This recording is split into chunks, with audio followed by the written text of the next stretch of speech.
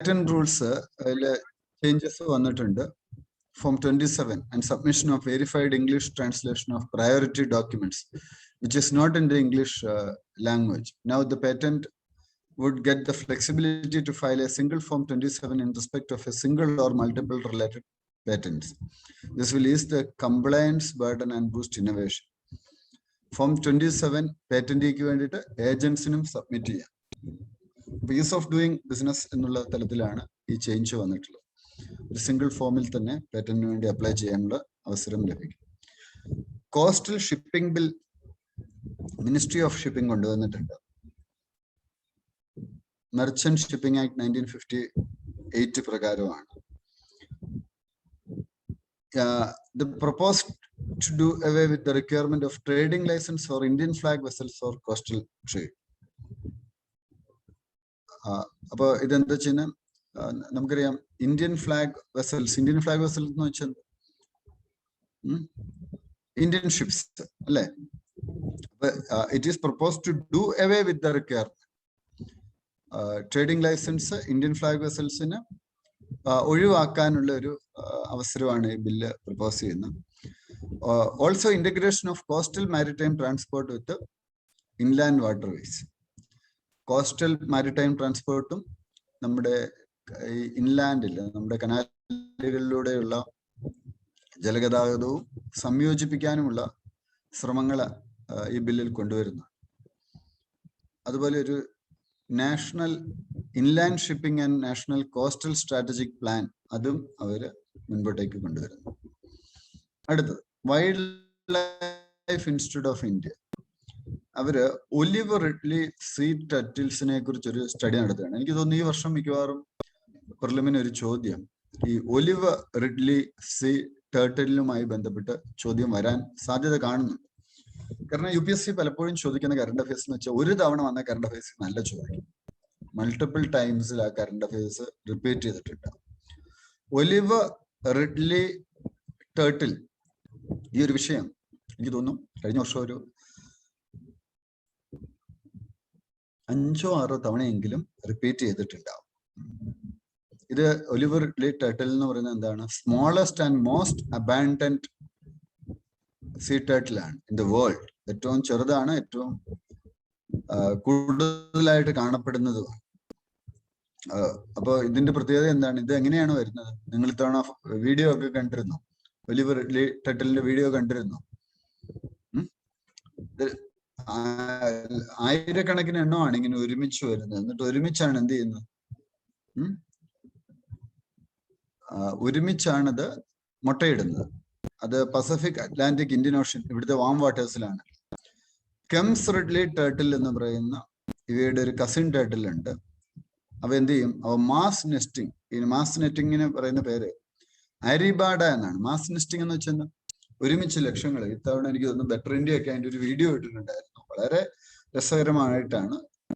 ആയിരക്കണക്കിന്, 10,000-കണക്കിന് ഈ ഫീമെയിൽസ് ഒരുമിച്ച് വരികയാണ്. ഒരുമിച്ച് വന്ന് മുട്ടയിടുന്ന ഒരു ഏർപ്പാടാണ്. രാഷികുല്യ റൂക്കറി കോസ്റ്റ്, ഒറീസയിൽ ഗരിമാത ബീച്ച്,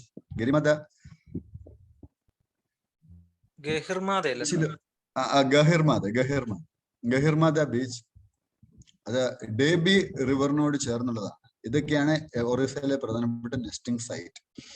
ഒരു പ്രധാനപ്പെട്ട കറണ്ട് അഫയേഴ്സ് ആണ്. കൃത്യമായിട്ടൊന്ന് മനസ്സിലാക്കി വെക്കും. ബസ് ഓപ്പറേറ്റേഴ്സിന് വെഹിക്കിൾ ടാക്സ് എടുത്ത് കളഞ്ഞു Punjab.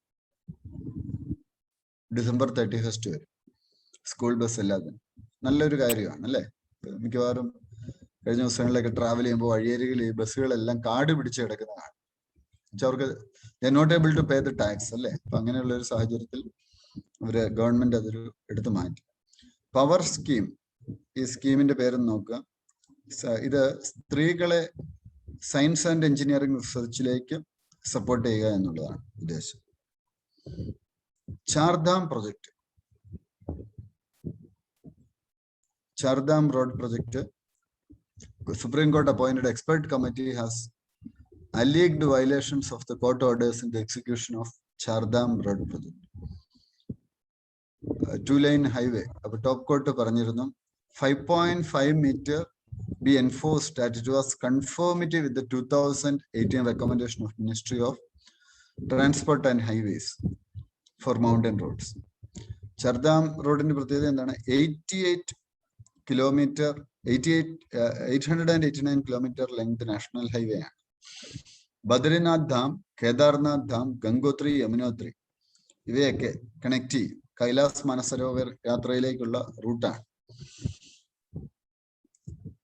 Indus Valley സിവിലൈസേഷനിൽ diary production ഉണ്ടായിരുന്നു എന്നുള്ളതാണ് സൂചിപ്പിക്കുന്നത്.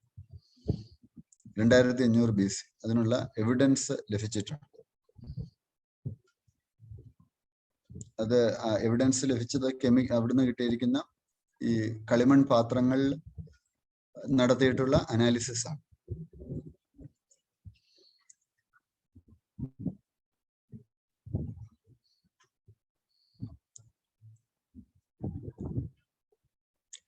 അടുത്തത് ഗ്ലോബൽ ഹങ്കർ ഇൻഡെക്സിൽ ഇന്ത്യയുടെ സ്ഥാനം.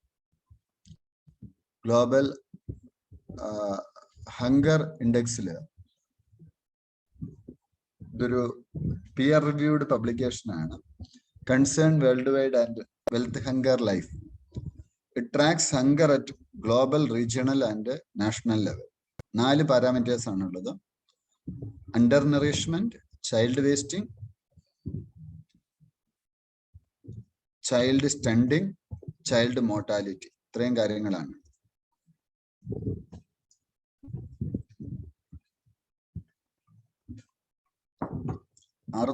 ഈ ഫാക്ട് ഫിഗേഴ്സ് സൈഡിൽ എവിടെയെങ്കിലും നോട്ട് ചെയ്യാം. നമുക്ക് GS SI കൊണ്ടുവരാൻ പറ്റും. 600 million people in the world are undernourished. 144 million children are suffer from stunting. Muridipa, a sign of chronic undernutrition. 47 million children are suffer from wasting. അതും അണ്ടർ ന്യൂട്രീഷന്റെ ഫലമായിട്ടാണ്.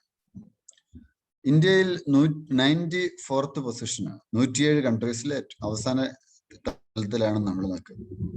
ബംഗ്ലാദേശിനെയും പാകിസ്ഥാനേക്കാളും താഴെയാണ്. Serious കാറ്റഗറിയിലാണ് വന്നിരിക്കുന്നത്. ഫിഗേഴ്സ് ഒക്കെ വെച്ച് നിങ്ങൾ എസ്ഐസ് എഴുതുമ്പോൾ നിങ്ങളുടെ വാല്യൂ കൂടും. നിങ്ങൾക്ക് GS എസ്ഐസ് എഴുതുമ്പോൾ ഇപ്പോൾ എപ്പോഴും മാർക്ക് കിട്ടണം എന്നുണ്ടെങ്കിൽ ഫിഗേഴ്സോട് ചേർത്ത് ചെയ്യുകയാണ് ഏറ്റവും നല്ലൊരു കാര്യം. Why floods occur in Hyderabad? Rainiest place in the country.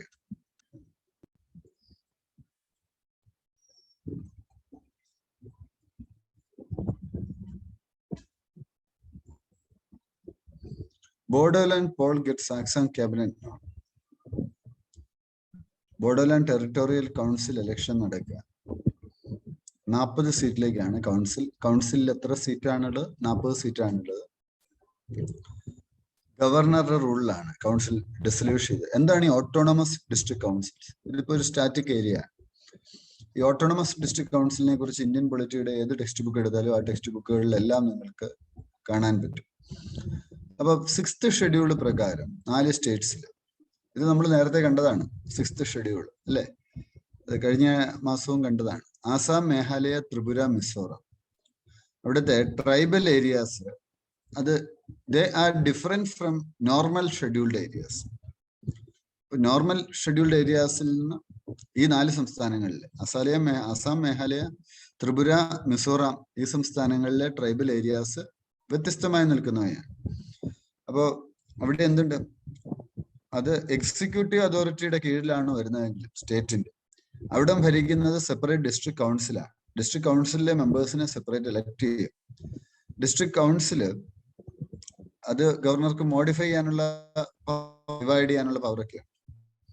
അപ്പൊ നോട്ടിഫിക്കേഷൻ ആ ഏരിയ എക്സ്ക്ലൂഡ് ചെയ്യാനും ക്രിയേറ്റ് ചെയ്യാനും ഒക്കെയുള്ള ഒരു അധികാരം ഗവർണർക്കുണ്ട് എന്നുള്ളത് മനസ്സിലാക്കുക. There shall be a district council for each autonomous district council consisting not more than 30 members, of whom not more than 4 members shall be nominated by governor. അപ്പൊ 4 പേര് ഗവർണർ നോമിനേറ്റ് ചെയ്യും, ബാക്കിയുള്ളവർ എലക്ട് ചെയ്യപ്പെടുകയാണ് ചെയ്യും. അപ്പോൾ ഇത് എന്തിനു വേണ്ടിയാ ചെയ്യുന്നത്? ആ ഏരിയയുടെ ഒരു വികസനത്തിന് വേണ്ടി, പ്രത്യേകിച്ചും ട്രൈബൽ ഏരിയാസിൽ അവരുടെ വികസനത്തിന് വേണ്ടിയാണ്. അപ്പൊ അത് നോർമൽ ഷെഡ്യൂൾഡ് ഏരിയയിൽ നിന്ന് വ്യത്യസ്തമാണ് എന്നുള്ളതും ഭരണം വ്യത്യസ്തമാണ് എന്നുള്ളതും മനസ്സിലാക്കും. കണ്ടംപ്റ്റ് എന്ന് വെച്ചാൽ എന്താ? കോടതി അലക്ഷ്യം. രണ്ട് തരമുണ്ട്, സിവിൽ, ക്രിമിനൽ. കോടതിയുടെ ജഡ്ജ്മെന്റ് മനഃപൂർവ്വം കേൾക്കാണ്ടിരിക്കുന്നതാണ് സിവിൽ കണ്ടംപ്റ്റ്. ക്രിമിനലോ അതെന്താണ്? That is written or spoken words or any act scandalizes the court or lowers its authority. കോടതിയെ മാനിക്കാതെയുള്ള നടത്തുന്ന കമന്റുകളും ഒക്കെ അതിൽ വരും. ആർട്ടിക്കിൾ 129 215 സുപ്രീം കോടതിക്കും ഹൈക്കോടതിയും പറഞ്ഞിട്ടുണ്ട് കോടതി അലക്ഷ്യത്തിന് ആളുകളെ ശിക്ഷിക്കാം. ഇത് പത്രത്തിൽ മിക്കവാറും വാർത്ത വരുന്ന ഒരു ഏരിയയാണ്. ജസ്റ്റ് ആർട്ടിക്കിൾസ് ഒന്ന് നോട്ട് ചെയ്ത് വെക്കുക. അപ്പോ Constitution also includes contempt of court as a reasonable restriction to the freedom of speech and expression under Article 90. നമുക്ക് പറയാനുള്ള സ്വാതന്ത്ര്യം, നമുക്ക് സ്വതന്ത്രമായി സംസാരിക്കാനുള്ള സ്വാതന്ത്ര്യമുണ്ട്. എന്നാൽ ആ സ്വാതന്ത്ര്യത്തിന് റീസണബിൾ റെസ്ട്രിക്ഷൻ വെച്ചിട്ടുണ്ട്. അതിലാണ് കോടതി ലക്ഷ്യം വരുന്നത്.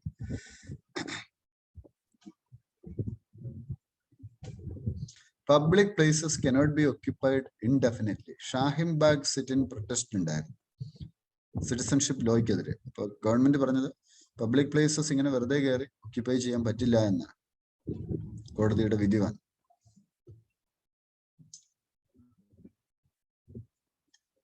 അഗെയിൻ ഇതും നിങ്ങളുടെ ആൻസേഴ്സ് കൊണ്ടുവരേണ്ടതാണ്. ഒപ്പീനിയൻ ബേസ്ഡ് എസ്സേയിൽ വരാൻ സാധ്യതയുള്ളതാണ് ഈ ഡയമെൻഷൻ കൊണ്ടുവരും. ഫണ്ടമെന്റൽ റൈറ്റ് ഉണ്ട്. ഫണ്ടമെന്റൽ റൈറ്റിൽ വരുന്നതാണ് റൈറ്റ് ടു പ്രൊട്ടസ്റ്റ് പീസ്ഫുള്ളി. എനിക്ക് തോന്നുന്നു നമ്മുടെ മെയിൻ്റെ ആൻസർ റൈറ്റിംഗിൽ ഏതോ ഒരു ചോദ്യം ഇതുമായിട്ട് ബന്ധപ്പെട്ട് വന്നിരുന്ന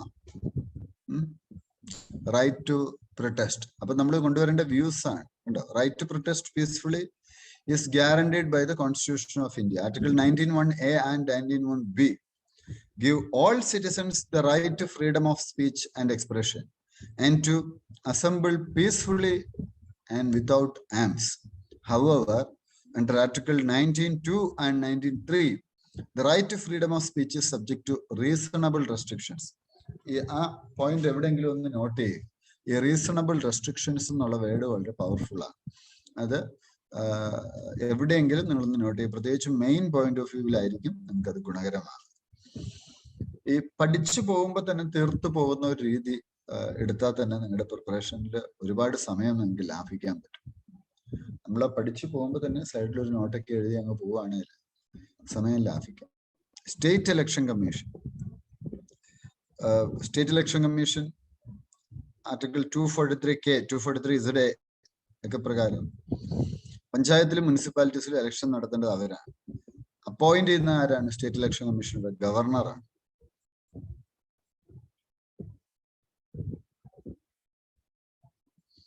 Courts cannot interfere in the conduct of polls to local bodies and self-government constitutions once the electoral process has been set in motion. ആ പോയിന്റ് വളരെ പ്രധാനപ്പെട്ടതാണ്. കോടതിക്ക് ഇടപെടാൻ പറ്റത്തില്ല ഇലക്ഷൻ കമ്മീഷൻ ഇലക്ഷൻ പ്രോസസ് ആരംഭിച്ചു കഴിഞ്ഞാൽ എന്നുള്ളത് ശ്രദ്ധിച്ച് ഇരിക്കുക. Article 243O interference in poll matters set in motion by State Election Commission. അടുത്ത JPC പാക് ഇതൊക്കെ പാർലമെന്റ് പഠിക്കുമ്പോൾ പ്രധാനപ്പെട്ട സംഗതിയാണ്. Joint parliamentary committee, public accounts committee, അറിയാവോ? ഇതൊക്കെ അറിയാവോ? പറഞ്ഞിരിക്കണം. ഈ പ്രിലിമിനെ നേരിടേണ്ട ആളുകളാണ് അറിഞ്ഞിരിക്കണം. ക്ലാരിറ്റിയോടെ അറിഞ്ഞിരിക്കണം. പറയാമോ എന്താന്നൊക്കെ ഒന്ന് പറയാം? അല്ലെങ്കിൽ ടെക്സ്റ്റ് ബുക്ക് എടുക്കുക. Joint parliamentary committee on data protection bill sought an affidavit from Twitter, US-based parent company of the social media platform, asking them to explain why it had shown Ladakh as part of China.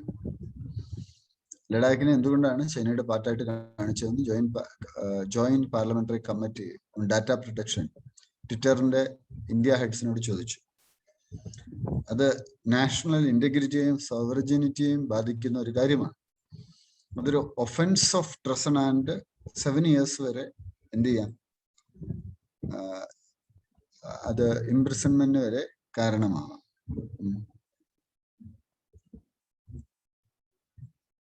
അടുത്ത്, a joint parliamentary committee is set up to examine particular bill presented before the parliament or the purpose of investigating cases of financial irregularities in any government activity. JPC is an ad hoc body. It is set up for given period of time and is aimed at addressing a specific issue. അതിൽ ഒരു specific ഇഷ്യൂവിനെ address ചെയ്യാനോ ഒക്കെയാണ് ഇത് setup ചെയ്യുന്നത്. A motion is passed in one house and is supported by the other house. ആ സമയത്ത് JPC setup ചെയ്യും. മെമ്പേഴ്സിനെ parliament ആണ് തീരുമാനിക്കുന്നത്. Lok Sabha member, there are twice as many Lok Sabha members as the Rajya Sabha. JPCയിലെ Lok Sabha മെമ്പേഴ്സിന്റെ എണ്ണം രാജ്യസഭാ മെമ്പേഴ്സിന്റെ ഇരട്ടിയായിരിക്കും. അതുപോലെ പാക്ക് ഒക്കെ നോക്കുക കേട്ടോ. Public accounts committee, public expenditure committee, ഇതൊക്കെ നിങ്ങളൊന്ന് പാരലി നോക്കിപ്പോകും. New rules for postal ballot, 80 years and above അവർക്ക് പുതിയ റൂള് കൊണ്ടുവന്നു. പ്രീ ഇൻഫോംഡ് ഡേറ്റ്സിൽ അവർക്കത് കളക്ട് ചെയ്യാം, എന്നിട്ടത് റിട്ടേണിംഗ് ഓഫീസറെ അവർക്ക് ഏൽപ്പിക്കാം. പോസ്റ്റൽ വോട്ടിംഗ് എന്ന് വെച്ചാൽ നേരിട്ട് വരാൻ സാധിക്കാത്ത വോട്ടർ വോട്ട് ചെയ്യുന്നതിനെയാണ് പോസ്റ്റൽ വോട്ടിംഗ് എന്ന് പറയുന്നത്. Representation of the people act 1951, ഇതിലാണ് ഈ ക്വാളിഫിക്കേഷൻ, ഡിസ്ക്വാളിഫിക്കേഷൻ, സ്റ്റേറ്റ് സെൻട്രൽ ഇതൊക്കെ പറയുന്ന, പൊളിറ്റിക്കൽ പാർട്ടികളുടെ രജിസ്ട്രേഷനെ കുറിച്ച് പറയുന്ന, എലക്ഷൻ എങ്ങനെ നടത്തണം എന്നുള്ളതൊക്കെ പറയുന്നത്. ഇത് റിവർ ബോർഡ് എന്നുള്ള ടോപ്പിക്കാണ്, 130th ടോപ്പിക്കാണ്. Krishna Godavari river management boards. It was announced during the meeting of the Apex Council involving the center, Andhra Pradesh and Telangana. River dispute ഏതൊക്കെ സ്റ്റേറ്റ് തമ്മിലാണെന്നുള്ളതൊന്ന് മനസ്സിലാക്കി പോകും. കൃഷ്ണ ഗോദാവരി ആന്ധ്രയും തെലങ്കാനയും. അതുപോലെ സദേൺ ഇന്ത്യയിൽ ധാരാളം റിവർ ഡിസ്പ്യൂട്ട്സ് ഉണ്ട്, അതെല്ലാം മനസ്സിലാക്കും. ഈ കണ്ടന്റ് നിങ്ങൾക്ക് നമ്മുടെ തന്നെ മെയിൻ്റെ ചോദ്യമായിട്ട് വന്നിട്ടുണ്ടോ? അബ്സല്യൂട്ട് തന്നെ തന്നിട്ടുണ്ട് മെയിൻ്റെ ചോദ്യമായിട്ട്. അപ്പോ inter state river water dispute എന്താ ചെയ്യുന്ന ആർട്ടിക്കിൾ 262, അത് adjudication of inter state river water disputes ആയിട്ട് ബന്ധപ്പെട്ടതാണ്. ഇപ്പൊ എന്താണ്, parliament may by law provide for adjudication of any dispute or complaint with respect to use, distribution and control of waters of any inter state river and river valley. അപ്പോൾ parliament may also provide for neither the supreme court nor any other court is to exercise jurisdiction in respect of any such dispute or complaint. അതുകൊണ്ടാണ് inter state river water dispute tribunals set ചെയ്യുക parliament. Article 262 പ്രകാരമാണ്. River ബോർഡുകൾ establish ചെയ്യുന്ന state ഗവൺമെന്റിന്റെ request പ്രകാരം. അടുത്ത് NCLAT, national company law appellate tribunal. സീമെൻസിനെതിരെയുള്ള ഒരു കംപ്ലൈന്റ് അവരത് ഡിസ്മിസ് ചെയ്തു, അപ്പീൽ അഗെയിൻസ്റ്റ് സീമെൻസ്. NCLT അത് സെക്ഷൻ 61 പ്രകാരമാണ് സെറ്റപ്പ് ചെയ്തിരിക്കുന്നത്. കോമ്പറ്റീഷൻ കമ്മീഷൻ ഓഫ് ഇന്ത്യ ഉണ്ട്. അതിന്റെ ഫങ്ഷൻസ് എന്താണ്? ഇതിലെ പ്രസിഡന്റ്, ചെയർപേഴ്സൺ ഒക്കെ ജുഡീഷ്യൽ മെമ്പേഴ്സ്. അപ്പൊ അവര് ചീഫ് ജസ്റ്റിസ് ഓഫ് ഇന്ത്യയുമായിട്ട് കൺസൾട്ട് ചെയ്തിട്ടാണ് അപ്പോയിന്റ് ചെയ്യുന്നത്. ടെക്നിക്കൽ മെമ്പേഴ്സും ഉണ്ടാവും ഇതിൽ. ചെയർപേഴ്സൺ മെമ്പേഴ്സിനും 5 വർഷത്തേക്കാണ് അപ്പോയിന്റ് ചെയ്യപ്പെടുന്നത്. ആരോഗ്യ സേതു ആൻഡ്രോയിഡ് iOS ആപ്പാണ്. കൊറോണ വൈറസ് ട്രാക്ക്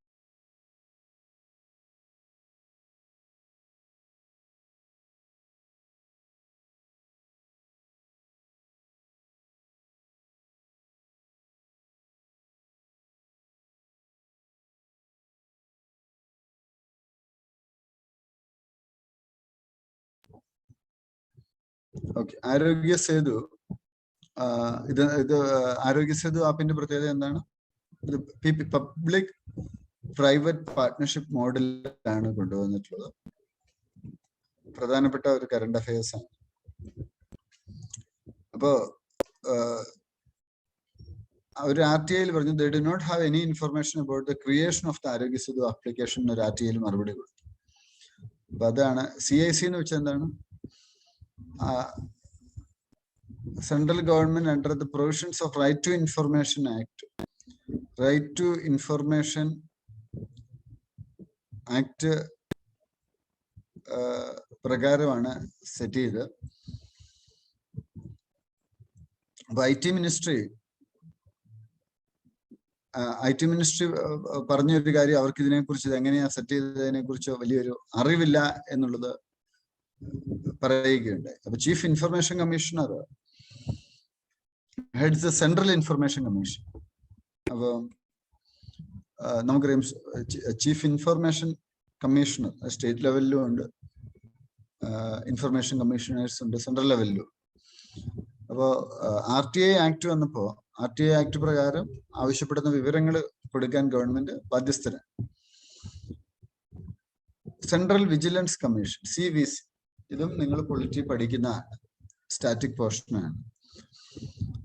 ഇത് വിജിലൻസ് ഇൻസ്റ്റിറ്റ്യൂഷൻ ആണ്. എക്സിക്യൂട്ടീവ് റെസൊല്യൂഷൻ പ്രകാരം പ്രസിഡന്റ് ഓഫ് ഇന്ത്യക്കാണ് ഇവർ റിപ്പോർട്ട് കൊടുക്കുന്നത്. ഇത് ഏതെങ്കിലും മിനിസ്ട്രി അല്ല ഇവരെ കൺട്രോൾ ചെയ്യുന്നത്, ഡിപ്പാർട്ട്മെന്റ് അല്ല, ഹോം മിനിസ്ട്രി ഒന്നും കൺട്രോളിലല്ല വരുന്നത്. വിജിലൻസ് കമ്മീഷണറും 2 വിജിലൻസ് ചീഫ് കമ്മീഷണറും അല്ലെങ്കിൽ സെൻട്രൽ വിജിലൻസ് കമ്മീഷണറും 2 കമ്മീഷണേഴ്സ് ഉണ്ടാവും. പ്രസിഡന്റ് ആണ് അപ്പോയിന്റ് ചെയ്യുന്നത് എന്നുള്ളത് മനസ്സിലാക്കുക. ഒരു കമ്മിറ്റി, പ്രൈം മിനിസ്റ്റർ അധ്യക്ഷനായ കമ്മിറ്റി, അതിൽ യൂണിയൻ മിനിസ്റ്റർ, ഹോം മിനിസ്റ്റർ ഉണ്ടാവും, ഒപ്പോസിഷൻ ലീഡർ ഉണ്ടാവും. ലോക്സഭയിൽ ഒപ്പോസിഷൻ ലീഡറിലെ സിംഗിൾ ലാർജസ്റ്റ് പാർട്ടിയുടെ മെമ്പർ ഉണ്ടാവും. 4 വർഷം അല്ലെ 65 വയസ്സ്, ഇതാണ് ടേം വരുന്നത്. പ്രസിഡന്റ് ഓർഡറോട് കൂടി മാത്രമേ CVC എടുത്ത് കളയാൻ പറ്റുള്ളൂ. ഇത്തരത്തിലുള്ള ഈ കമ്മീഷൻസ്, ബോഡീസ്, അവയെക്കുറിച്ച് ഒരു ഐഡിയ ഉണ്ടാക്കിയിട്ട് വേണം പോവാൻ കേട്ടോ. ഒരു ഐഡിയ മനസ്സിലാക്കുക. അടുത്ത 134ാമത്തെ ടോപ്പിക് നമ്മൾ കണ്ടതാണ്, സ്വാനിധി നേരത്തെ കണ്ടതാണ്, ഞാൻ റിപ്പീറ്റ് ചെയ്യുന്നില്ല. 50 ലക്ഷം സ്ട്രീറ്റ് വെണ്ടേഴ്സിന് 10,000 രൂപ വെച്ച് കൊടുത്തു വഴിയോര കച്ചവടക്കാർ, സ്വാനിധി പ്രോഗ്രാം.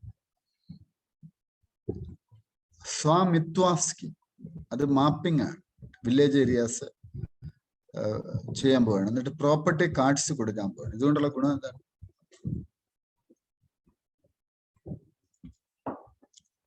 റൂറൽ ലാൻഡ് റെക്കോർഡ്സിനെ കുറിച്ച് വ്യക്തമായ ഒരു ധാരണ നമുക്ക് ലഭിക്കും.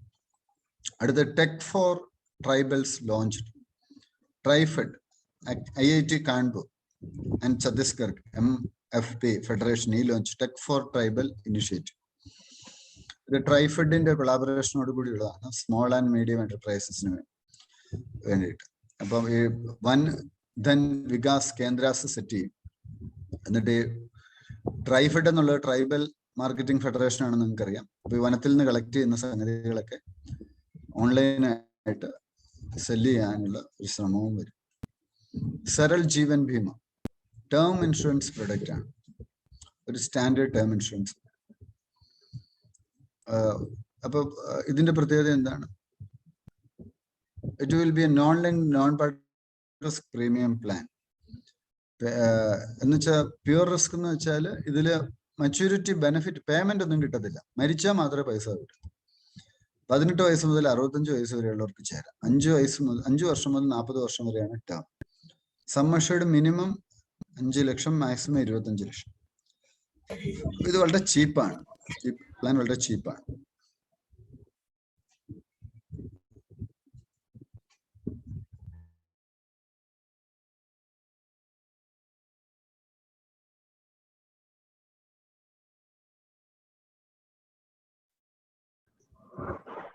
ഹലോ, കേൾക്കാമോ?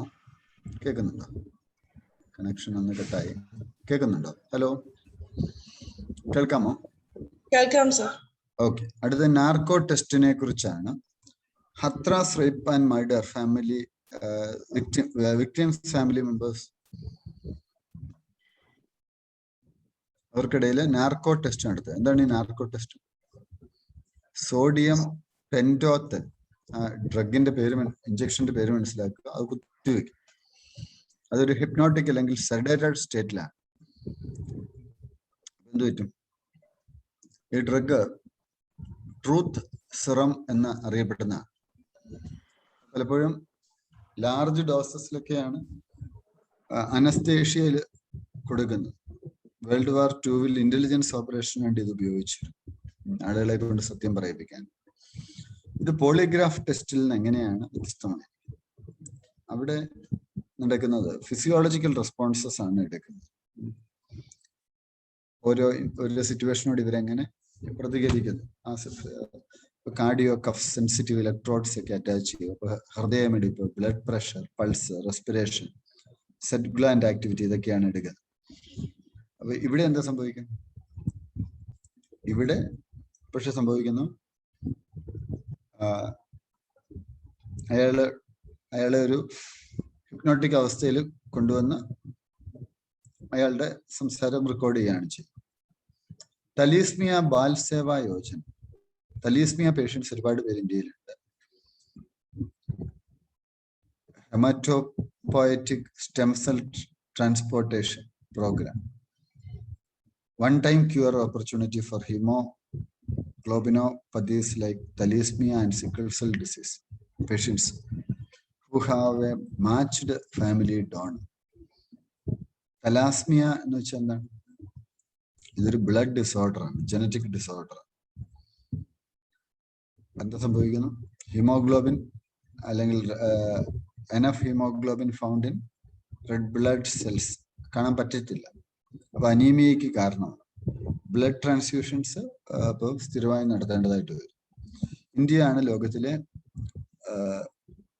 തലാസ്മിയ ക്യാപിറ്റൽ എന്നറിയപ്പെടുന്നത്. Annual state of education reports അല്ലാത്ത ഒഴിവാക്കി. Indo Sri Lankan Accord 1987. Tamil aspirations to the implementation of the 13th Amendment to the Constitution. Tamils MPs of Sri Lanka have questioned the government's commitment to preceding Indo-Lanka Accord 1987. ഇത് Rajeev Jayewardene Accord എന്നറിയപ്പെടുന്നു. It's architects prime minister Rajeev Gandhi ഉണ്ട്, president JR Jayewardene. ഇത് രണ്ടുമാണ് ഇതിന്റെ പ്രധാനപ്പെട്ട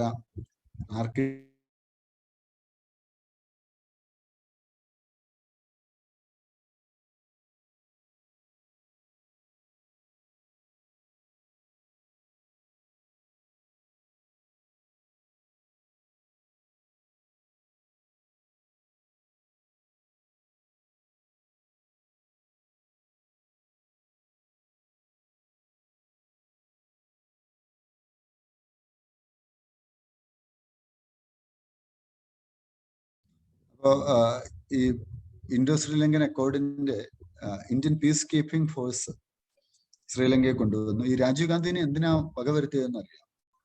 LTT വകവരുത്തിയതിന് കാര്യം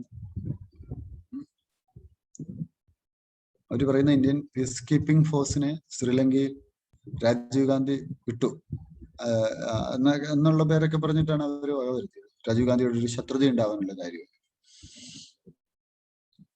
അപ്പോ Indian origin ആയിട്ടുള്ള തമിഴ് മൈനോറിറ്റി ശ്രീലങ്കയിൽ ധാരാളമുണ്ട്. അവരുടെ അവകാശങ്ങൾക്ക് പ്രാധാന്യം കൊടുക്കണം എന്നുള്ളത് ഈ അക്കോർഡിൽ വന്നിട്ടുണ്ട്. മാത്രമല്ല Tamil according to the terms of the accord, Sri Lankan forces would withdraw from the north and the Tamil rebels would disarm. ഇതാണ് പറഞ്ഞിരുന്നത്. അവര് വിഡ്രോ ചെയ്യും, തമിഴ് റിബൽസ് എന്ത് ചെയ്യും? അവര് ആയുധം ഉപേക്ഷിക്കാം. Accord was expected to resolve the Sri Lankan civil war by enabling the 13th Amendment to the Constitution of Sri Lanka. അപ്പോൾ recent പത്രങ്ങളിൽ വന്നുകൊണ്ടാണ് കറണ്ട് അഫയേഴ്സിന്റെ ഭാഗമായത്. ഇൻഡോ നേപ്പാൾ ബോർഡർ ഡിസ്പ്യൂട്ട്, അത് ഏത് ഏരിയ ആണ്? അത് നിങ്ങൾ ഒരുപക്ഷെ ജോഗ്രഫിയുടെ ഒരു മാപ്പ് ബേസ്ഡ് ക്വസ്റ്റ്യൻ ആയിട്ട് വരാനുള്ള പോസിബിലിറ്റി ഉണ്ട്. കാലാപാനി, ലിപ്പു ലേക്ക്, ലിംബായ്ധുര, അത് പിത്തരോഗാർ ഡിസ്ട്രിക്റ്റിന്റെ ഭാഗമാണ്. അന്ന് geography question. Kalapani is shown as part of Nepalese sovereign territory in the new map, which was unveiled on May 20. Kalapani എവിടെയാണ്? ഒന്ന് മനസ്സിലാക്കുക, ചോദ്യമായിട്ട് വരാൻ സാധ്യതയുണ്ട്. ഈസ്റ്റേൺ മോസ്റ്റ് കോർണർ ഓഫ് ദ്രാഗണ്ട്സ് പിത്തറോഗർഹ് ഡിസ്ട്രിക്ട്. ഇത് ബൗണ്ടറി ആരുമായിട്ടാണ്? ടിബറ്റിന്റെ autonomous region of China and Nepal. It is wedged in between Limpiyadhura, Lipulekh and Kalapani. അടുത്ത 143 സൗത്ത് ചൈന സീ. കഴിഞ്ഞ ദിവസം നമ്മൾ കണ്ടതാണ് അല്ലെ? സൗത്ത് ചൈന സീ ഇപ്പൊ മൾട്ടിപ്പിൾ ടൈംസ് ആ കാണും. ഇതില് റീഡ് ബാങ്ക് കഴിഞ്ഞ ദിവസം കാണാത്ത ഒരു ഏരിയ ആണ്. റീഡ് ബാങ്ക് ഫിലിപ്പീൻ ഗവൺമെന്റും ചൈനയായിട്ടൊരു ഏറ്റുമുട്ടൽ.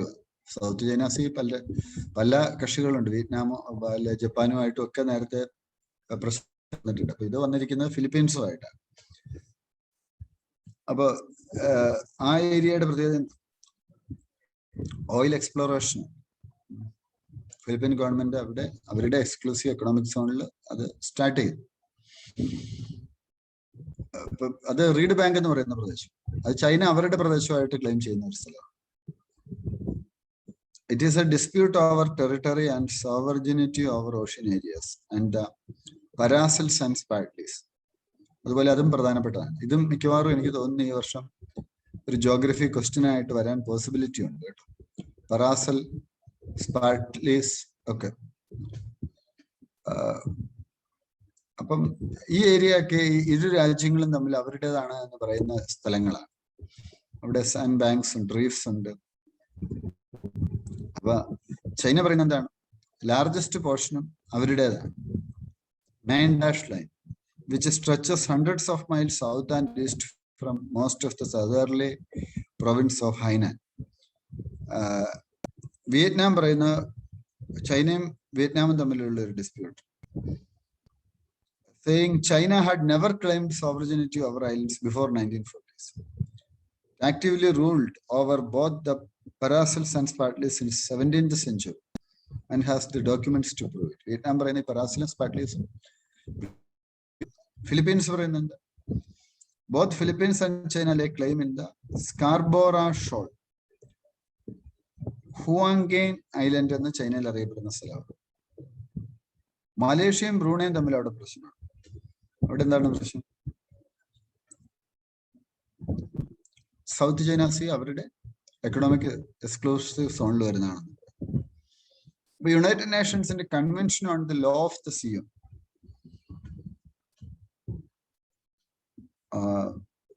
ബ്രൂണെ ഇവിടെ ഐലൻഡ്സ് ഒന്നും അവർ ക്ലെയിം ചെയ്യുന്നില്ല. പക്ഷെ മലേഷ്യ ഈ സ്പാറ്റ്ലീസിലെ ചില ഐലൻഡ്സ് അവരുടെയാണെന്ന് ക്ലെയിം ചെയ്യും.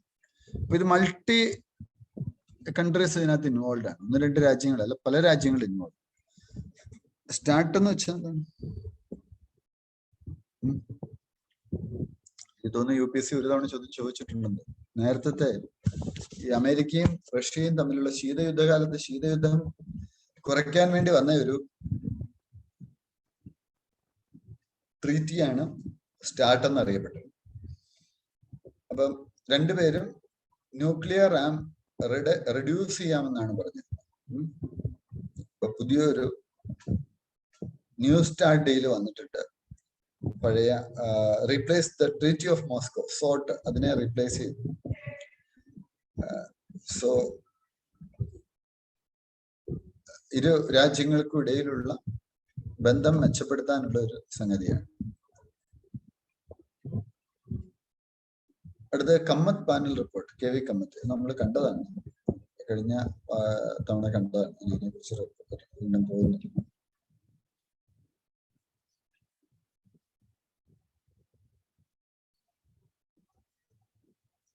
SEBI, securities exchange board of India, ഇന്ത്യയിലെ ഒരു റെഗുലേറ്ററാണ്. ടയർ 1 ബോണ്ട്സിന്റെ റെഗുലേഷൻസ് അവർ ടൈറ്റ് ചെയ്തു. ചേഞ്ചസ് എന്തൊക്കെയാണ് ഇൻട്രൊഡ്യൂസ് ചെയ്തിരിക്കുന്നത്? ഇലക്ട്രോണിക് പ്ലാറ്റ്ഫോമിൽ മാത്രമേ ബാങ്കുകൾക്ക് ഈ ബോണ്ട് ഇഷ്യൂ ചെയ്യാൻ പറ്റത്തുള്ളൂ. ഇൻസ്റ്റിറ്റ്യൂഷണൽ ഇൻവെസ്റ്റേഴ്സിനെ അത് സബ്സ്ക്രൈബ് ചെയ്യാൻ പറ്റത്തുള്ളൂ. 1 കോടി രൂപ മിനിമം അലോട്ട്മെന്റ് ഉണ്ടായത്. ബോണ്ടുകൾ എന്ന് വെച്ചാൽ എന്താണ്? കടപ്പത്രങ്ങളാണ് അല്ലെ?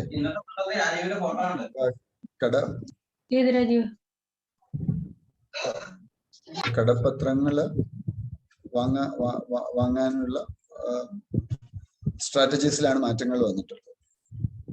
There shall be a minimum allotment size of 1 crore. Tier 1 ബോണ്ടിന്റെ പ്രത്യേകത ബേസിൽ 3 ഫ്രെയിംവർക്ക് പ്രകാരമാണ്. Tier 1, Tier 2 ക്യാപിറ്റൽ റിക്വയർമെന്റിന് വേണ്ടിയിട്ട് അവർക്ക് ഇത് ഇഷ്യൂ ചെയ്യാൻ പറ്റും.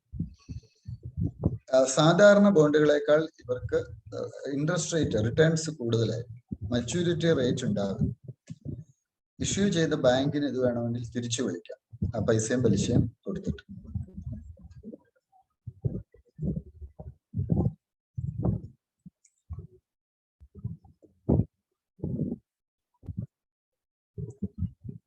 ഒരു ടയർ 1 ബോണ്ട്സില് മിനിമം ഒരു ഇക്വിറ്റി റേഷ്യോ മെയിൻറ്റെയിൻ ചെയ്യാം.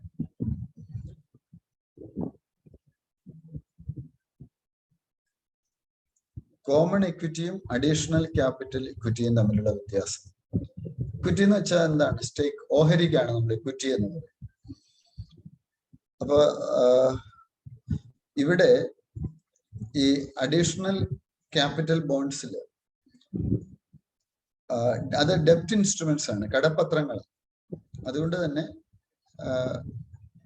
അത് which carry A fixed coupon payable annually, ഒരു സെർട്ടൻ പെർസെന്റേജ് റിട്ടേൺ കൃത്യമായിട്ട് കൊടുക്കണം. നോർമൽ ഇക്വിറ്റിയിൽ അങ്ങനെയില്ല. നോർമൽ ഇക്വിറ്റി എന്ന് വെച്ചാൽ സ്ഥാപനം നഷ്ടത്തിലാണ് എങ്കിൽ ചിലപ്പോൾ നമ്മൾ പർച്ചേസ് ചെയ്ത വിലയേക്കാൾ താഴെ പോകാം.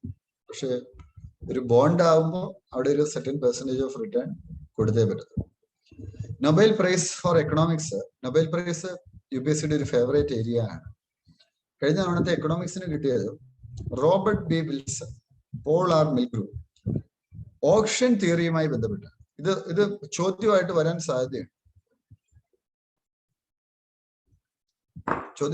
സാധ്യതയുണ്ട്. എന്താണ് ഈ ഓപ്ഷൻ? ഓപ്ഷൻ എന്ന് വെച്ചാൽ സിമ്പിൾ. അതാണ് കഴിഞ്ഞ തവണത്തെ നോബൽ പ്രൈസ് കിട്ടിയ അതിനാണ്. ലേലവുമായി ബന്ധപ്പെട്ട ഒരു തിയറിക്കാണ് കിട്ടിയത്. അതുകൊണ്ട് തന്നെയാണ് പൊതുവെ സാധാരണക്കാരന്റെ ശ്രദ്ധയും വരാവുന്ന ഒരു വിഷയമാണ്, ഇത്ര വലിയൊരു. അപ്പൊ അതുകൊണ്ട് തന്നെ ഈ പ്രിലിമിന് ഒരു ചോദ്യമായിട്ട് വരാൻ സാധ്യതയുണ്ട്. ആർക്കാണ് കിട്ടിയത് എന്നുള്ളതായിരിക്കില്ല പ്രധാനം, ആ തിയറിയും അതിന്റെ അത്തരം കാര്യങ്ങളായിരിക്കും പ്രധാനം. Robert Wilson showed why rational bidders tend to place bids below their own best estimate of the common value. They worry about the winner's curse, that is about paying too much and losing out.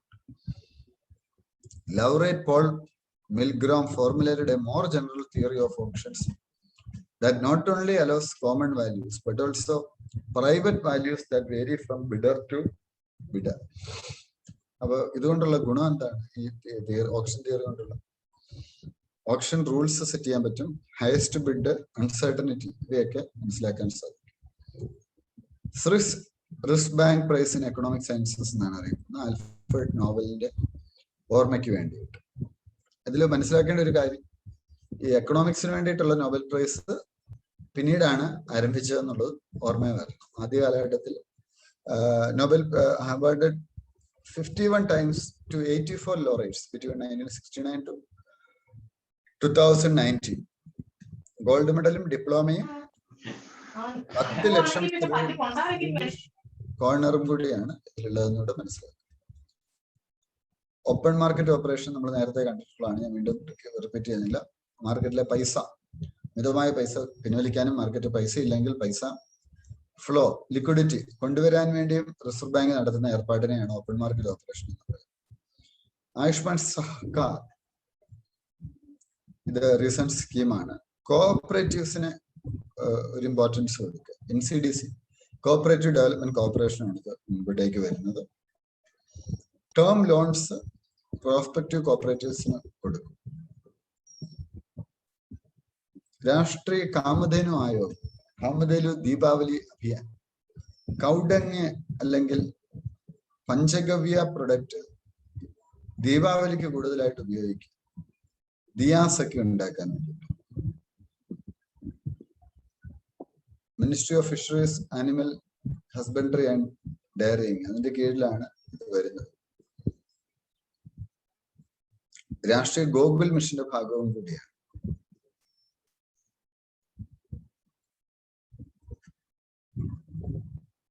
Line of credit എന്ന് വെച്ചാൽ line of credit is not a grant but a soft loan provided on concessional interest rate to developing countries, which has to be repaid by the borrowing government. ഇപ്പൊ നമുക്ക് Japan നമുക്ക് loan തരുന്നുണ്ട്. എത്ര പെർസെന്റേജിനാണ് തരുന്നതെന്ന് അറിയാം? 3%, 4%. അതിനെ soft loan എന്ന് പറയുന്നത്. ചെറിയ പലിശയ്ക്ക് പണം കടന്നു.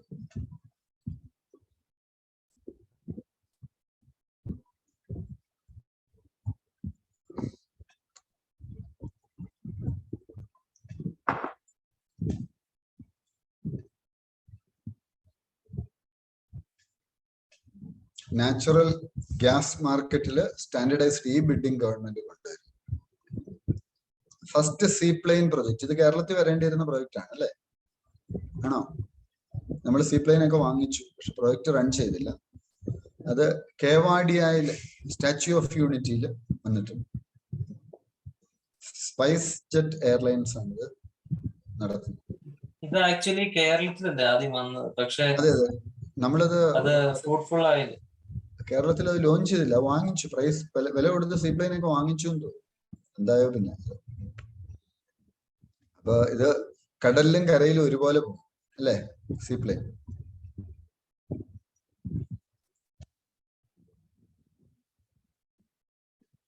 അപ്പൊ ഇതുമായിട്ട് ബന്ധപ്പെട്ട് വേറെ 1-2 points. Large and small water bodies അവിടെ ധാരാളമുണ്ട്. അപ്പൊ അവയൊക്കെ കണക്ട് ചെയ്യാനൊക്കെ പറ്റും. എൻവയോൺമെന്റൽ കൺസേൺ എന്താണ്? Water aerodrome is not a listed project activity in the schedule to the Environmental Impact Assessment Notification 2006.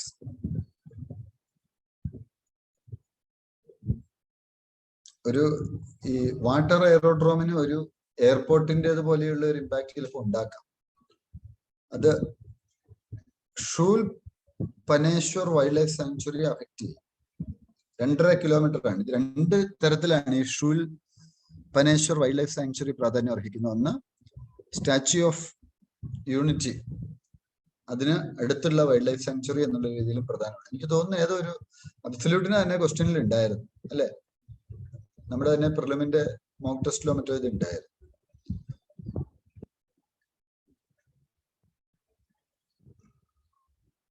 Positive impact ഉണ്ട് എന്നാണ്. ടർബുലൻസ് ഉണ്ടാവും വെള്ളത്തിൽ, ഓക്സിജൻ മിക്സിങ് കൂട്ടും, കാർബൺ കണ്ടന്റ് കുറയ്ക്കും. അതാണ് പോസിറ്റീവ് ഇമ്പാക്ട്. ഫിസിയോളജി അല്ലെ മെഡിസിന്റെ നൊബേൽ പ്രൈസ് ഹെപ്പറ്റൈറ്റിസ് സി വൈറസുമായി ബന്ധപ്പെട്ടാണ്. അപ്പൊ ഈ ഹെപ്പറ്റൈറ്റിസ് രോഗം എന്താണെന്നുള്ളതെന്ന് മനസ്സിലാക്കുക കേട്ടോ. ഡിസീസ് UPSCയുടെ ഒരു ഫേവറേറ്റ് ആണ്. ഇപ്പൊ നൊബേൽ പ്രൈസ് ഹെപ്പറ്റൈറ്റിസിന് കിട്ടിയത് കൊണ്ട് അതെന്താണെന്ന് ഇവിടെ മനസ്സിലാക്കുക. ബ്ലഡ് ബോൺ ഹെപ്പറ്റൈറ്റിസിനെ കണ്ടുപിടിച്ചു. Highly sensitive blood tests for virus are now available, and these have essentially eliminated post-transfusion hepatitis in many parts of the world, greatly improving global health.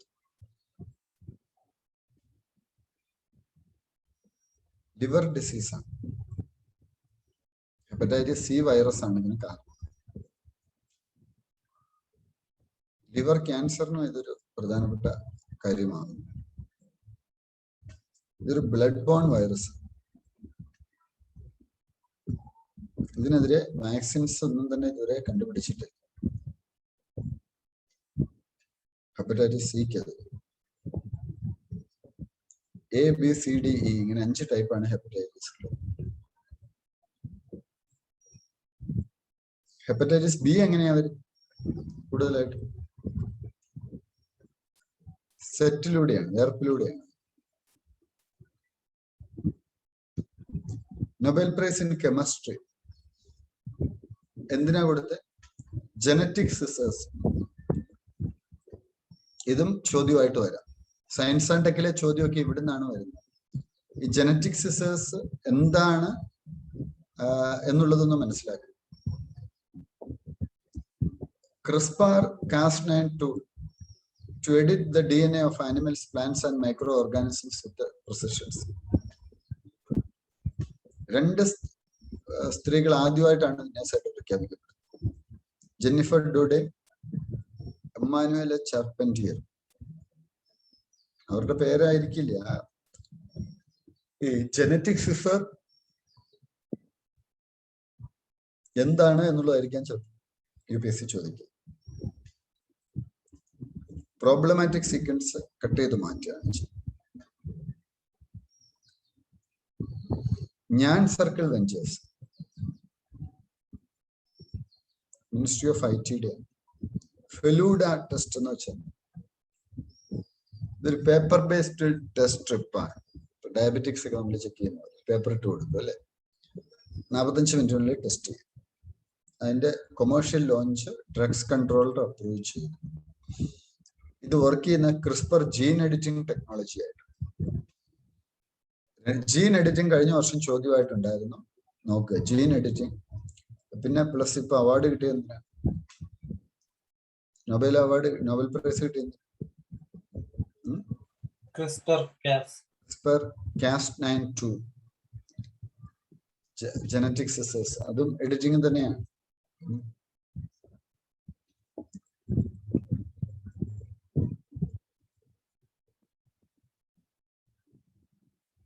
Super conductors എന്ന് വെച്ചാൽ ഇലക്ട്രിസിറ്റിയെ resistance ഇല്ലാതെ കടത്തിവിടുന്നതാണ് super conductors. അപ്പൊ energy loss ഉണ്ടാവും. ഓസിരിയസ് Rex asteroid Bennu, നാസയുടെ asteroid ബെന്നുവില് ഓസിരിയസ് Rex space craft ചെന്നു. അവിടുന്ന് samples, dust pebbles ഒക്കെ collect ചെയ്തു. ഓസിരിയസ് റെക്സ് മിഷൻ എന്തുമായി ബന്ധപ്പെട്ടതാണെന്ന് മനസ്സിലാക്കും. ഒരു ആൻഷ്യന്റ് ആസ്ട്രോയിഡിലേക്കുള്ള ഒരു നാസയുടെ മിഷനായിരുന്നു.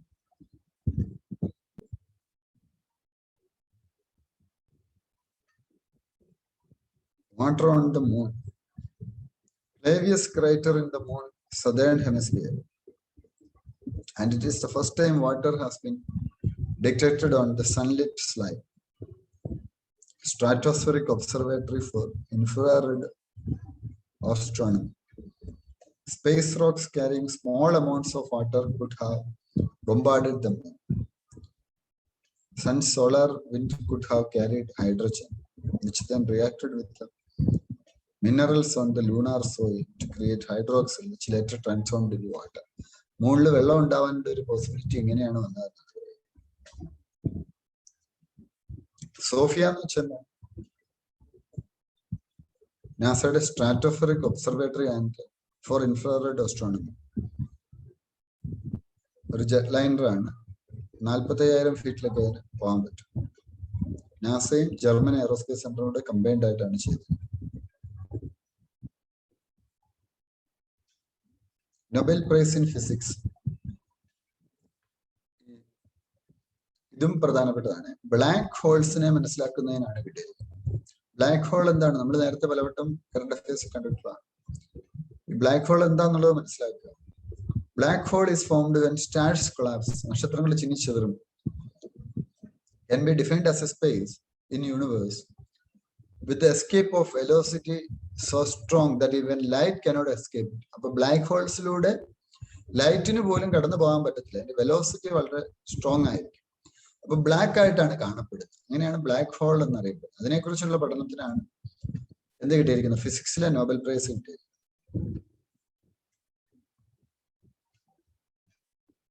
Light cannot get out. Black holes are invisible and can only be tracked with the help of space telescope.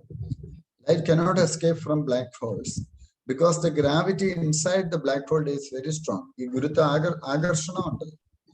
Gravity വളരെ കൂടുതലാണ്. അതാണ് ലൈറ്റിന് പോലും കടന്നു പോകാൻ പറ്റാത്തത്. അപ്പൊ അവരുടെ വർക്ക് എന്താ ചെയ്യും?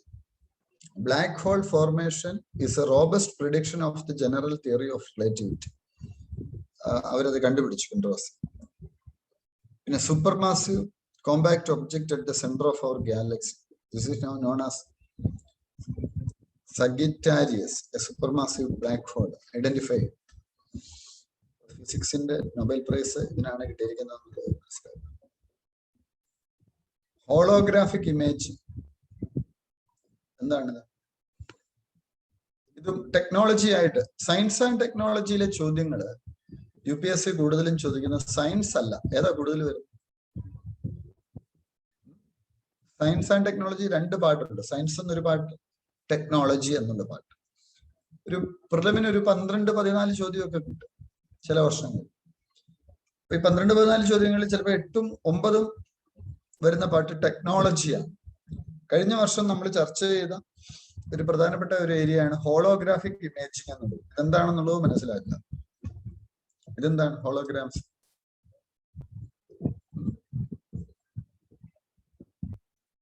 ഹോളോഗ്രാംസിന്റെ പ്രത്യേകത ഒരു സിനിമ വന്നിരുന്നു ഇതിനെയൊക്കെ ബേസ് ചെയ്തിട്ട് കഴിഞ്ഞ വർഷം. Scientists have developed a method using holographic imaging to detect both viruses and antibodies. വൈറസസിനെയും ആന്റിബോഡീസിനെയും ഒക്കെ ഡിറ്റക്ട് ചെയ്യാൻ വേണ്ടി എന്താ ചെയ്യുന്നത്? ഹോളോഗ്രാഫിക് ഇമേജിംഗ് ടെക്നോളജി യൂസ് ചെയ്യുക. ഹോളോഗ്രാഫി എന്ന് വെച്ചാൽ 3 ഡയമെൻഷണൽ ഇമേജ് നമുക്കിപ്പോ റിയൽ ആയിട്ടുള്ള ഫീൽ ചെയ്യും. ലേസർ ബീംസ് ഉപയോഗിച്ചാണ് ഇത് സെറ്റ് ചെയ്യുന്നത്. ലേസർ ബീംസ് ഉപയോഗിച്ച് 3D ഇമേജസ് ക്രിയേറ്റ് ചെയ്യാൻ. പ്രോപ്പർട്ടീസ് ഓഫ് ഇന്റർഫറൻസ് ഉണ്ടാവും, ഡിഫ്രാക്ഷൻ ഉണ്ടാവും, ലൈറ്റ് ഇന്റൻസിറ്റി റെക്കോർഡിംഗ് ഉണ്ടാവും, ഇലിമിനേഷൻ ഓഫ് ദ റെക്കോർഡിംഗ് ഉണ്ടാവും. ഹംഗേറിയൻ ബ്രിട്ടീഷ് ഫിസിസ്റ്റ് ഡെന്നിസ് ഗാബറിന് 71 ഫിസിക്സിന്റെ നൊബേൽ പ്രൈസ് ഈ കണ്ടുപിടുത്തത്തിന് കിട്ടുന്നുണ്ട്. ഈ ഇമേജസിന്റെ പ്രത്യേകത എന്താണെന്നറിയാം? ഇത് നമുക്ക് military mapping, information storage, medical ഫെസിലിറ്റീസിനൊക്കെ തന്നെ യൂസ് ചെയ്യാൻ പറ്റും. ഗർത്തക് ഫൈബർ സ്കീം, എല്ലാ വീട്ടിലും കണക്ടിവിറ്റി. അതിനുവേണ്ടി ബീഹാർ കൊണ്ടുവന്ന ഒരു സ്കീമാണ്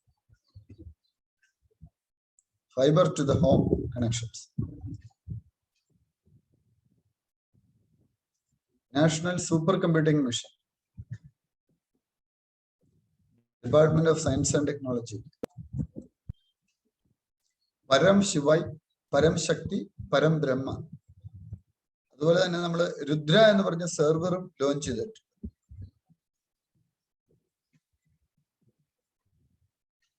MABS, monoclonal antibodies. Serum institute of India international AIDS vaccine initiative അവർ ലോഞ്ച് ചെയ്തിട്ടുള്ളതാണ്.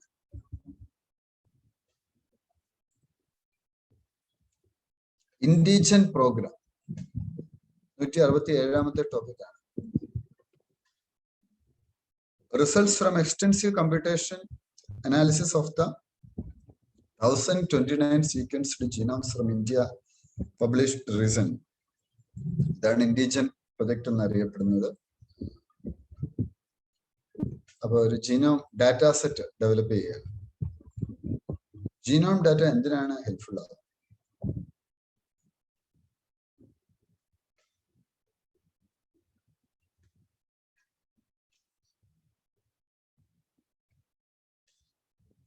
Identification of markers for carrier screening, genetic diseases, ഇതിനെക്കുറിച്ച് പഠനം നടത്താനൊക്കെ ഇത് ഈ ജീനോം ഡാറ്റ സഹായകരമാണ്.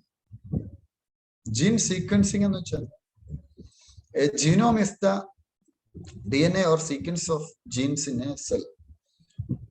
DNA nucleus and intricately coiled into a structure called the chromosome. Chromosome എന്നുള്ള ഒരു സ്ട്രക്ചർ DNA ഉണ്ട്. Every human cell contains a pair of chromosomes which has 3 billion base pairs. Chromosomes in 3 billion base pairs. In order, the order of the base pair and varying lengths of the sequence constitute the genes. Sequencing a genome means deciphering the exact order of the base pairs in an individual.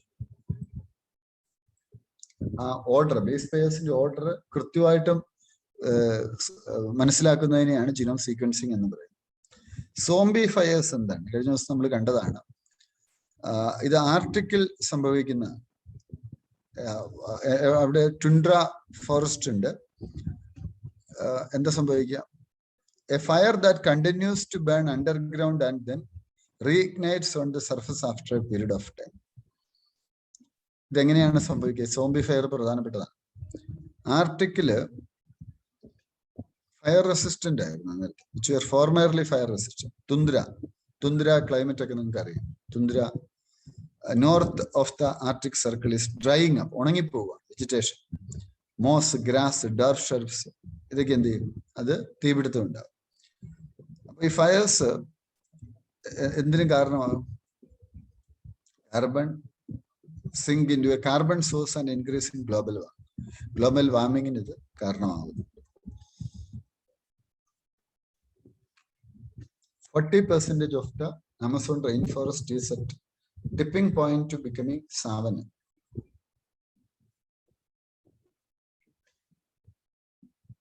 Fires Amazon റീജിയനിൽ 2019 ഉണ്ടായി. കഴിഞ്ഞ വർഷം UPSC ചോദ്യം ചോദിച്ചിരുന്നു. അത് വലിയ destruction ഉണ്ടാക്കി.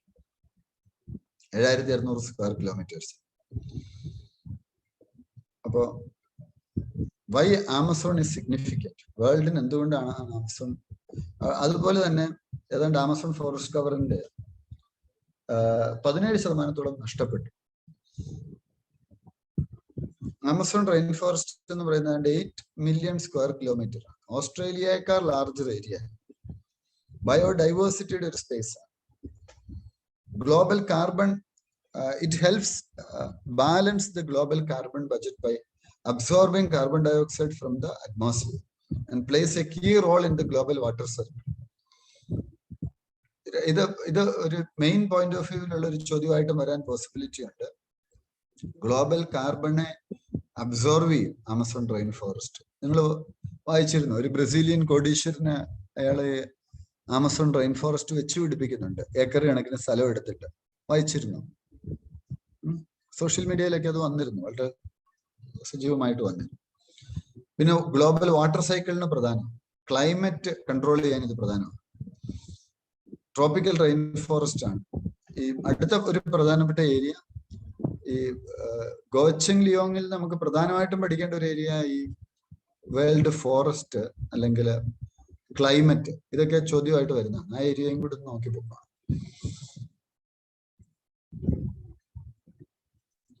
ഏതാണ്ട് 40% ഓഫ് ദ ബ്രസീലിന്റെ total area. Guiana highlands to the north, Andes Mountains to the west, Brazilian Central Plateau to the south. Basin is shared by 8 countries. Amazon Basin: Brazil, Bolivia, Peru, Ecuador, Colombia, Venezuela, Guyana, Suriname. ഇത്രയും രാജ്യങ്ങൾ അവിടെ വരുന്നുണ്ട്.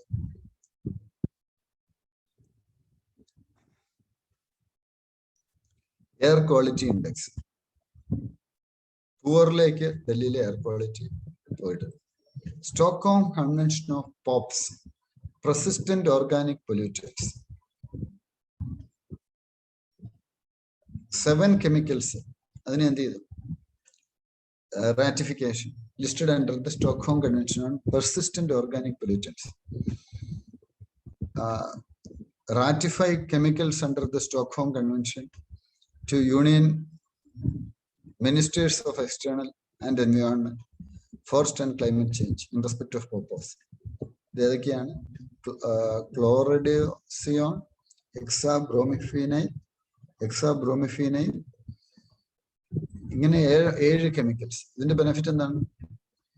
Would enable India to access global environment facility, financial resources in updating national implementation plan. Stockholm Convention on POPs എന്ന് വെച്ചാൽ എന്താ? അതിന്റെ ഉദ്ദേശം എന്ന് വെച്ചാൽ ഈ പ്രൊഡക്ഷൻ അല്ലെ യൂസ്, റെസിസ്റ്റന്റ് ഓർഗാനിക് പൊല്യൂട്ടൻസിന്റെ യൂസേജ് കുറയ്ക്കുക എന്നത്. അപ്പം കെമിക്കൽ സബ്സ്റ്റൻസസ് അത് എൻവയോൺമെന്റിൽ ഉണ്ടാവും. അത് ബയോ അക്യുമുലേഷന് കാരണമാകും. എങ്ങനെയാണ്? ഫുഡ് വെബിലൂടെ ബയോ അക്യുമുലേഷന് കാരണമാകുന്ന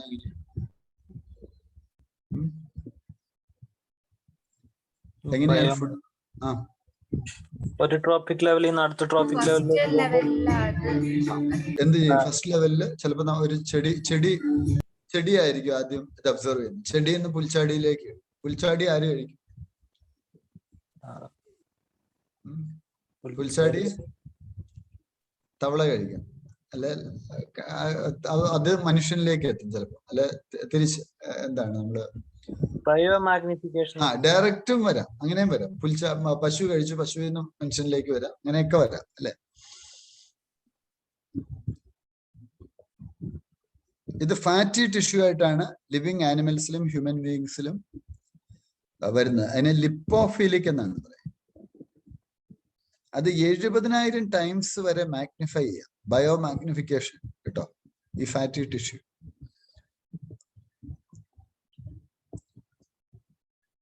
അപ്പൊ അതുകൊണ്ട് ഇതൊക്കെ നിരോധിക്കുകയാണ് നല്ലത്. സ്റ്റോക്ക്ഹോം കൺവെൻഷൻ എന്താണെന്നൂടെ മനസ്സിലാക്കി വെക്കുക.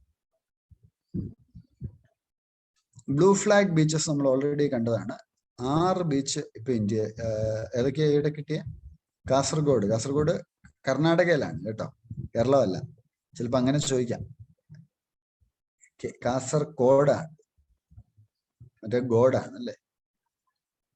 പദുബിദ്രി ബീച്ച് ഉടുപ്പി, ശിവരാജ്പൂർ, ഗോഹല, കാപ്പാട്, ഋഷികൊണ്ട, ഗോൾഡൻ, രാധാനഗർ, ആൻഡമാൻ നിക്കോബാർ. ഈ ബീച്ചുകൾ എവിടെയാണെന്നുള്ളതൊന്ന് ഐഡന്റിഫൈ ചെയ്യും. ഗോഖല ദിയുവിലാണ് കേട്ടോ. ഇതും മാപ്പ് ബേസ്ഡ് ക്വസ്റ്റ്യനിൽ വരാൻ പോസിബിലിറ്റി ഉണ്ട്. ബ്ലൂ ഫ്ലാഗ് പ്രോഗ്രാം എന്ന് വെച്ചാൽ എന്താണ്? വൃത്തിയുള്ള ബീച്ചുകളാണ് ഇതിൽ വരുന്നത്. ചന്ദ്രഭാഗ ബീച്ച് ഉണ്ട്, സർട്ടിഫിക്കേഷൻ പ്രോസസ് കംപ്ലീറ്റ്. ഏറ്റവും കൂടുതൽ സ്പെയിനിലാണ്, പിന്നെ Greece.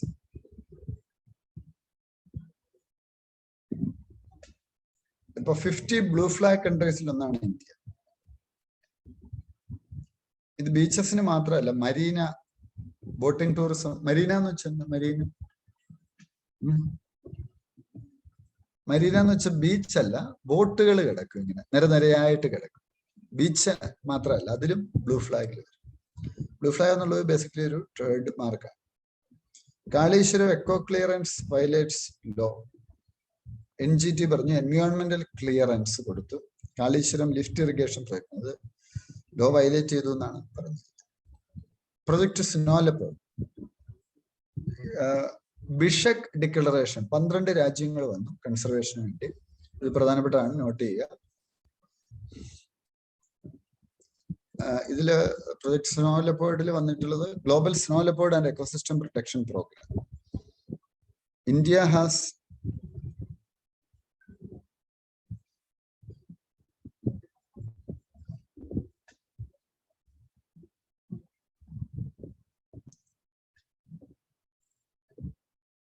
Community volunteer programme ഹിമാൽ സൻരക്ഷക്.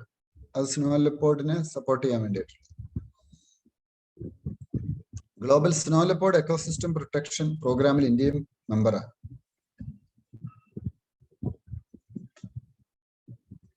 Three large landscape ഹെമിസ്പിതി across Ladakh, Himachal Pradesh, Nandadevi Gangotri in Uttarakhand, കാഞ്ചൻചുങ്ക, Tawang across Sikkim and Arunachal Pradesh. ഇവിടെയൊക്കെയാണ് ഏറ്റവും കൂടുതൽ സ്നോ ലെപ്പേർഡ്സ് ഉള്ളത്. ക്രിട്ടിക്കലി എൻഡേഞ്ചേർഡ് ആണ്. Green lights green fire crackers this year. ഡൽഹിയിലെ ഗ്രീൻ ഫയർ ക്രാക്കേഴ്സ്, കാരണം ഏറ്റവും കൂടുതൽ നമുക്കറിയാം എയർ പൊല്യൂഷൻ ഉണ്ടാക്കുന്ന ഒരു സംഗതി. എന്താണ് ഈ ഗ്രീൻ ക്രാക്കേഴ്സ്? ഈ UPSCയുടെ വേറൊരു ചോദ്യത്തിന്റെ ഒരു രീതി എന്ന് വെച്ചാൽ പൊതുവിൽ ഒരു മനുഷ്യന്റെ താല്പര്യം ഉണ്ടാക്കുന്ന വാർത്തകൾ അവർ ചോദ്യമായിട്ട്. അപ്പൊ ഫയർ ക്രാക്കർ എന്ന് കേട്ടിട്ടുണ്ട്, ഗ്രീൻ ഫയർ ക്രാക്കർ എന്ന് കേട്ടിട്ടുണ്ട്. അവിടെ കെമിക്കൽ ഫോർമുലേഷൻ, വാട്ടർ മോളിക്യൂൾസ് ഉണ്ടാവും. അപ്പൊ എന്താ സംഭവിക്കുക? Which substantially reduces emission levels and absorbs dust. They are the crackers with reduced emotion and decibel level. ശബ്ദം കുറവാണ്, അപ്പൊ സൗണ്ട് പൊല്യൂഷൻ ഉണ്ടാകത്തില്ല. അതുപോലെ നോർമൽ എമിഷൻസും കുറവാണ്. ഹാംഫുൾ ഗ്യാസസ് കുറവാണ്, നൈട്രസ് ഓക്സൈഡ്, സൾഫർ ഓക്സൈഡ് ഇവയൊക്കെ. പിന്നെന്താണ്? cheaper to manufacture and manufacturers would not have to make any changes in their facilities. ഉള്ള അത് വെച്ച് തന്നെ കൊണ്ടുവരാം. കളർ ഫയർ ക്രാക്കേഴ്സിന് എങ്ങനെ കിട്ടുന്നത്? റെഡ് കിട്ടുന്നത് സ്ട്രോൺഷ്യം സോൾട്ട്സ് ഉള്ളതുകൊണ്ട്, nitrates, carbonate, sulphurs of strontium. Orange കിട്ടുന്ന കാൽഷ്യം സാൾട്ട്സ്, യെല്ലോ കിട്ടുന്ന sodium salts, green barium salts, blue copper salts, purple a combination of copper and strontium compounds, white magnesium, aluminium, titanium, ഇതൊക്കെയാണ്. ഇപ്പൊ നമ്മള് October മാസത്തില് cover ചെയ്തിരിക്കുകയാണ്. Prelims yearly 360 ഡിസ്കഷനാണ് ഇപ്പോൾ ഇവിടെ നടന്നുകൊണ്ടിരിക്കുന്നത്. സോ നവംബറിലേക്ക് നാളെ നമ്മൾ കിടക്കും. നവംബറിലെ കറണ്ട് അഫയേഴ്സും റെഡി ആയിട്ടുണ്ട്. പിന്നെ ഞാൻ നിർത്തുകയാണ്. അപ്പൊ നമുക്ക് ഇന്ന് കറണ്ട് അഫയേഴ്സ് സെഷൻ ഉണ്ട്, 10 മണിക്ക്. ആ സെഷനിൽ കാണാം. Thank you. ഒരു 2000 ക്വസ്റ്റ്യൻസ് ഉള്ള എന്തോ സാർ പറഞ്ഞില്ലേ? ഇന്ന് ലോഞ്ച്, ഇന്ന് 10 മണി ഇന്ന് ഇടും. Full questions. സാർ കിരൺ സാറിന്റെ നോട്ട് ഒന്ന് ഷെയർ ചെയ്യൂ സർ. ഞാൻ പറയാം സാറിനോട് പറയാം. ഓഫീസിൽ പറയാം. നമ്മുടെ കറന്റ് അഫയേഴ്സിൽ